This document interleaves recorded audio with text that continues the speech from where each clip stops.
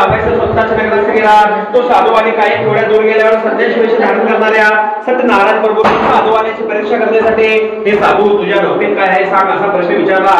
धनाने उन्मत्त झाले ते दोन वाणी त्यांची निंदा करून हसू लागले व म्हणाले, संदेश बाबा आमचे द्रव्य चोरून नेण्याची तुमची इच्छा आहे की काय? आमची नौका वेली व पाण्याने भरलेली आहे। असे साधू आल्याची उन्मत्तपणाची भाषण ऐकून भगवान म्हणाले, तुझे बोलणे खरे व्हावे।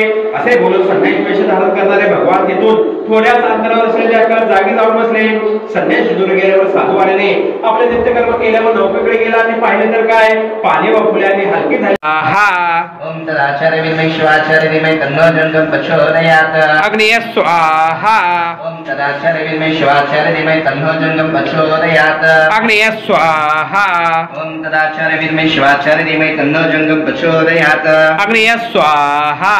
ओम तदाचार्य विद्महे शिवाचार्य धीमहि तन्नो जंगम प्रचोदयात्। अग्नये स्वाहा।